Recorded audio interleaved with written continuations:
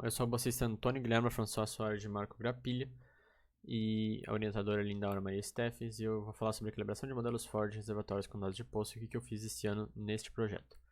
Então, esse trabalho aqui é baseado no trabalho que eu completei ano passado, que foi o desenvolvimento do dual modificado, que ele mede e quantifica, né, a dissimilaridade entre duas sequências, duas sequências de faces, né, da sequência de uma simulação do Dionísio e uma sequência do poço, de um poço real. Então, o próximo passo então, é a gente otimizar esse valor de similaridade. Para fazer isso, eu trabalhei principalmente com o algoritmo de Dijkstra, que ele é baseado em grafos. Isso aqui é um grafo, então a gente tem tanto vértices quanto arestas.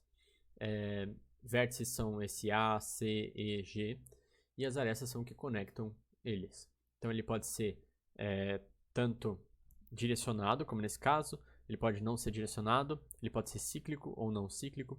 No nosso caso, ele é direcionado, mas ele não é cíclico. Então, o que o algoritmo de Dijkstra vai fazer é pegar um vértice e outro vértice e calcular a distância mínima entre esses dois, dado a arquitetura do grafo. Outro conceito que é importante ser definido é o que a gente utilizou para definir esse grafo, é o conceito de horizontes.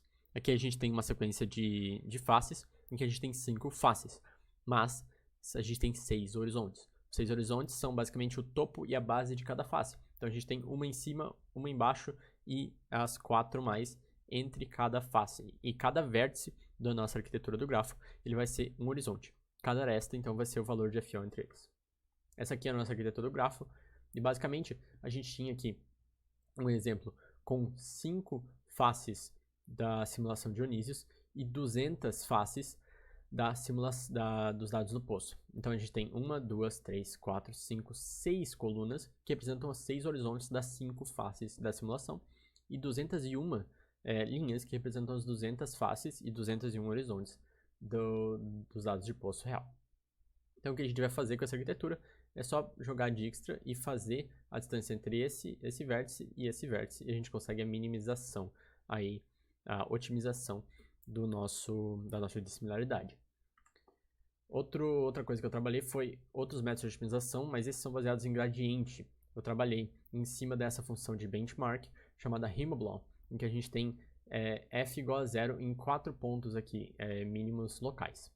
Então, eu estudei métodos que são baseados em gradiente, que a ideia principal é que a direção oposta ao gradiente, ou seja, a direção do gradiente negativo, é a direção de descida mais acentuada, portanto, a direção que é mais interessante descer para a gente otimizar. Outra coisa que você tem que definir, além da direção melhor para otimização, é o quão grande vai ter que ser esse passo a cada x. Então, a gente utiliza um método chamado line search, que calcula o tamanho do passo que cada x tem que se mover na direção do gradiente negativo. O steepest descent é o mais simples e que praticamente aplica somente esses conceitos.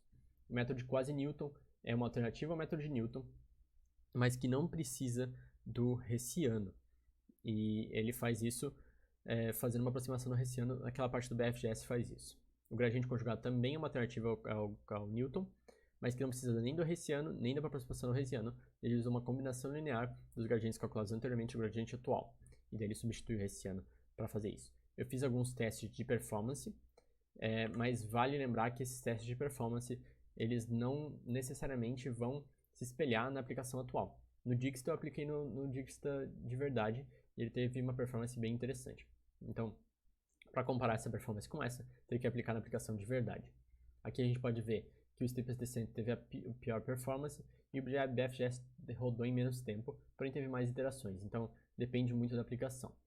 E se eu mudar aqui o x inicial, a gente pode ver que o steepest descent ele não mudou o número de iterações e nem o tempo, tá?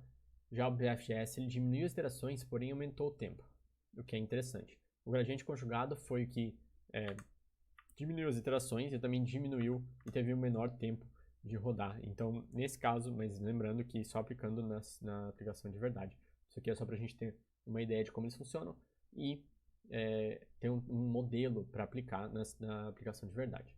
Então, muito obrigado. Isso foi a otimização de uma função objetiva para medir a dissimilaridade entre dados observados e impostos e resultados simulados por modelos estatigráficos Ford SFM.